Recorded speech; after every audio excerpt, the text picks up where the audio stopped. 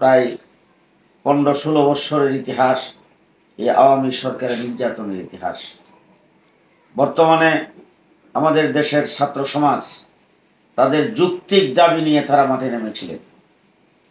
সেই দাবি নিয়ে মাঠে নামার পরে তাদের উপর যে অত্যাচার অবিচার চালানো হয়েছে পৃথিবীর ইতিহাসে তার কোনো নজির নেই। ছাত্রদেরকে, শত শত ছাত্রদেরকে হত্যা করা হয়েছে। বিশেষ করে আবু সাইদকে যেইভাবে নির্মমভাবে হত্যা করা হলো, এরপরে দেশের ছাত্র সমাজ তাদের জীবনের বাজি লাগায়া রাস্তায় নেমেছেন। বর্তমান এই জালেম সরকারের পতন হয়েছে, এই জন্য আমরা আল্লাহ পাকের দরবারে শুকরিয়া আদায় করি, আলহামদুলিল্লাহ। হেফাজতে ইসলাম বাংলাদেশ এই সরকারের আমলে গত 15টা বৎসর পর্যন্ত নির্যাতিত হয়ে আছে পদে পদে। আজকে হেফাজত ইসলাম বাংলাদেশের পক্ষ থেকে ঢাকার বাইতুল মোকাররম উত্তর গেটে নৈরাজ্য প্রতিরোধ ও শান্তি প্রতিষ্ঠার লক্ষ্যে গণসমাবেশ আহ্বান করেছে। আলহামদুলিল্লাহ, আমরা ঢাকা শহরকে 5টা ভাগে ভাগ করে দায়িত্বশীল ঠিক করে আমরা সেখানে সমাবেশ সফল করার জন্যে আমরা প্রস্তুতিমূলক কার্যক্রম করেছিলাম। গতকাল রাত্রে মিটিংয়ে আমি যে রিপোর্ট পেয়েছি, সেই রিপোর্ট হলো ঢাকা এই 5 জনের ভিতরে আপনারা জানেন ঢাকা সিটির বাহিরে যেমন সাভার, ধামরাই, আশুলিয়া, ওইদিক থেকে নারায়ণগঞ্জ, তারপরে ওইদিকে টঙ্গী, গাজীপুর, এই আশপাশ সহ নিয়ে ব্যাপক প্রস্তুতি হয়েছে।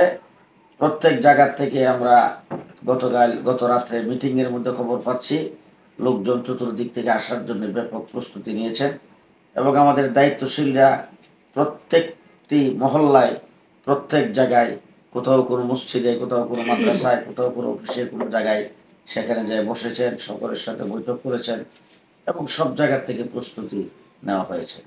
আমরা শুনেছি আমাদের উত্তরার থেকেই প্রায় 30-35টা বাস ঠিক করা হয়েছে যারা এখান থেকে যাওয়ার জন্য।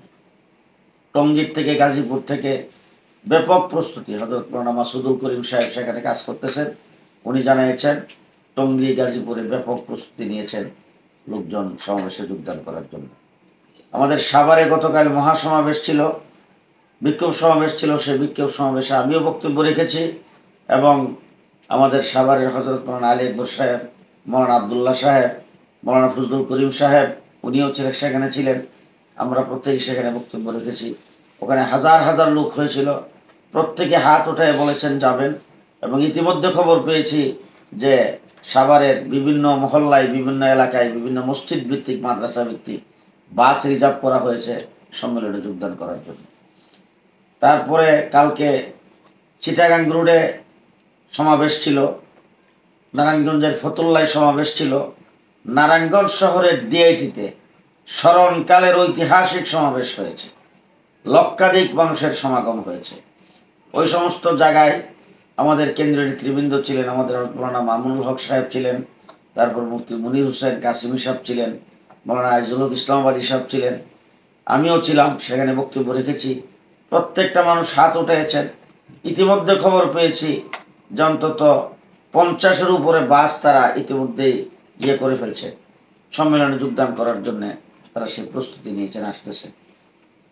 আমি বিরুলিয়া উলামা পরিষদের এখন যারা এখানে এসেছেন এই ফজরের পরেই সকল কাজকর্ম ফেলে দিয়ে আপনারা আমার সঙ্গে সাক্ষাৎ করতে এবং এই বিষয়ে পরামর্শ করতে, আমি আপনাদের সকলকে ধন্যবাদ জানাই এবং আপনাদেরকে বলবো আপনারা এখন এখান থেকে যাইয়েই বিরুলিয়ার ভিতরে যতগুলি মাদ্রাসা, সেই মাদ্রাসাগুলিতে আপনারা একটু যোগাযোগ করবেন এবং এখান থেকে আপনারা যাওয়ার জন্যে প্রস্তুতি গ্রহণ করবেন এবং 3টার আগে বাইতুল মোকাররম যায় পৌঁছার চেষ্টা করবেন।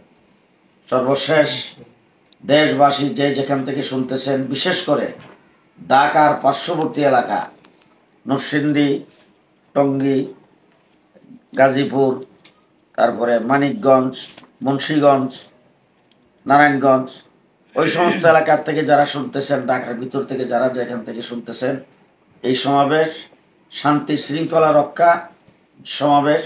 এই সমাবেশে আপনারা সকলেই অংশগ্রহণ করবেন।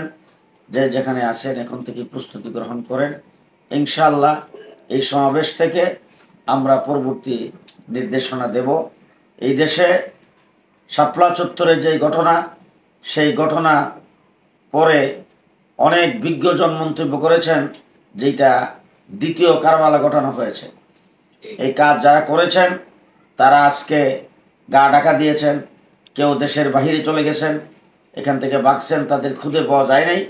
তাদের প্রত্যেককে বিচারের আওতায় এনে শাপলা চত্বর নির্মম হত্যাকাণ্ডের বিচার করতে হবে। সাথে সাথে আমাদের দেশের ভবিষ্যৎ ছাত্র জনতাকে যারা এরকমভাবে গুলি করে হত্যা করেছেন এটারও বিচার হইতে হবে। ছাত্র জনতা আজকে আহত হয়ে মেডিকেলে চিকিৎসাধীন আছেন, তাদেরকে যারা আহত করেছেন তার বিচার আমরা বাংলার মাটিতে চাই। বর্তমান তত্ত্বাবধায়ক সরকার গঠিত হয়েছে, এই সরকারকে ধন্যবাদ জানাই এবং সরকারের উজ্জ্বল ভবিষ্যৎ কামনা করি। সরকারকে আমরা সার্বিক সহযোগিতা করব সকল বিষয়ে। আশা করি সরকার এই সব বিষয়ে পদক্ষেপ গ্রহণ করবেন।